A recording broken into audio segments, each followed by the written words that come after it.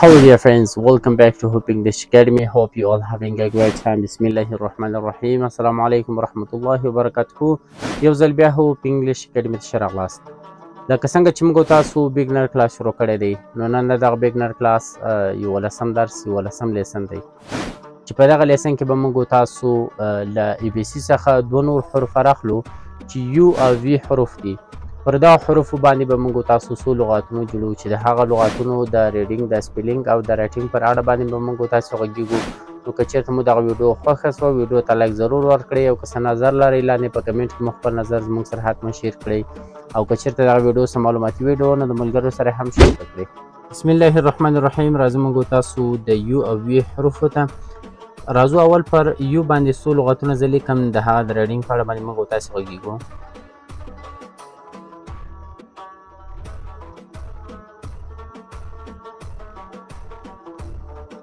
دغه لغاتونه چې ما ولیکل وو درې لغاتونه دي، نو دا به زه څنګه وایم. ګوره دلته U چې دی د ی اواز ورکوي، سی شو. N چې دی د ن اواز ورکوي، I چې دی دلته د ای غوندې اواز ورکوي، د ی غوندې اواز ورکوي، سی شو. او V چې دی د و اواز ورکوي، او ای چې دی دلته د موږ تاسو ویلي وو چې د زبر اواز ورکوي، R چې دی د ر اواز ورکوي، سی نه مخکې I دی نو سی د س اواز ورکوي، I چې دی خپله د ی غوندې اواز ورکوي، او T چې دی د ټ اواز ورکوي. Y اکثره په ځایونو کې مثلا له ټ نه بعد راځي، مثلا همداسې له نورو حروفو څو نورو حروفو څخه په اخر کې Y راځي چې دغه Y بیا د ی غوندې اواز ورکوي. نو دا موږ تاسې څنګه وایو؟ صحیح شو. University.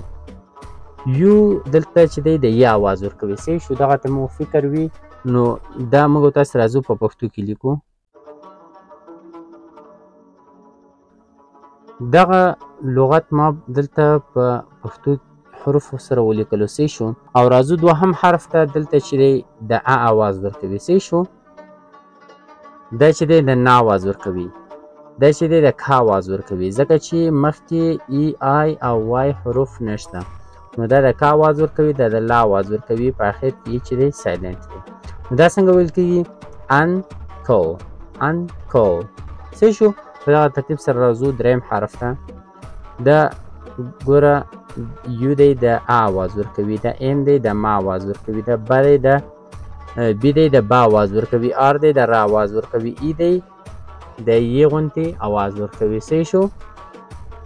دا ډبل L دی د ل اواز ورکوي، A چې دی خپله د ا اواز ورکوي. نو دا څنګه ویل کېږي؟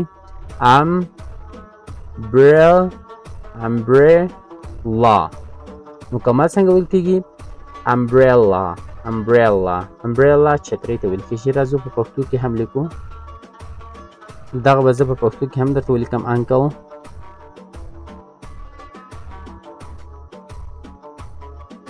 چې دی هم تره ته ویل کېږي او هم ماما ته ویل کېږي، صحیح شو. هم د مور ورور ته ویل کېږي، هم د پلار ورور ته انکل ویل کېږي.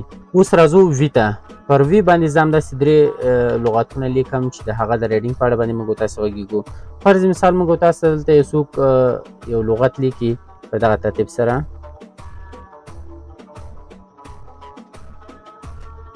راځو دوهم لغت ته هم، دریم لغت ته هم راځو. دغه درې لغتونه چې ما لیکلي ګوره دا و، صحیح شو. وي دلته د و اواز ورکوي، او ای چې دی د ی اواز ورکوي، او دلته سی چې دی د ک اواز ورکوي، صحیح شو، چې مخته ای دی.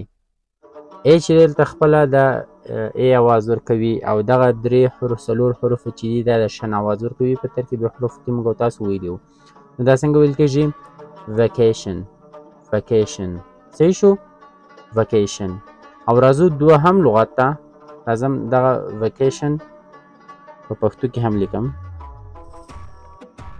دغه لغت چې لیکل شوی دی دا به موږ تاسو څنګه وایو؟ ګوره دلته د و اواز دی، دلته د او اواز دی، صحیح شو. او دلته آی خپل اواز ورکوي، سی هم چې دی د س اواز ورکوي ځکه چې مخکې ای دی. دا څنګه ویل کېږي؟ voice. صحیح شو. راځم په پښتو کې لیکم. اوس راځو د وی اخري لغت دی. دغه وی چې دی دلته د و اواز ورکوي، دا چې دی د ی اواز ورکوي، دغه چې دی د س اواز ورکوي، دا هم د ی غونتې اواز ورکوي، د ان د نه اواز ورکوي، آی چې دی خپله د ی اواز ورکوي، چې چې دی د ټ اواز ورکوي، او دغه وای هم دلته ده په اخر د جملو کې چې راسي، په اخر د لغت کې چې راسي، اکثرو ځایونو کې د ای اواز ورکوي او په بعضې ځایونو کې بیا د آی اواز هم ورکوي. نو دغه به موږ او تاسو څنګه وایو؟ vicinity vicinity په دغه ترتیب سره موږ او تاسو وایو. راځم په پښتو کې هم لیکم vicinity.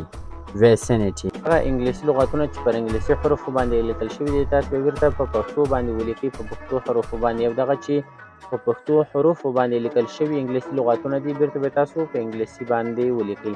دا بهترینه پریکټیس او بهترینه تمرین دی د ریډینګ، د سپیلینګ او د رایټینګ لپاره. ستاسو رایټینګ هم قوي کولی شي، ستاسو سپیلینګ کوم املا چې دی دا هم قوي کولی شي، او ستاسو کوم لوست چې دی یعنې له مخې نه چې انګلیسي ویل دي دا هم بیخي زیاته قوي کولی شي. نو تر راتلونکو ویډیوګانو مو پر سپیڅلي رب سپارم. ښه وخت تېر شوی. الله حافظ.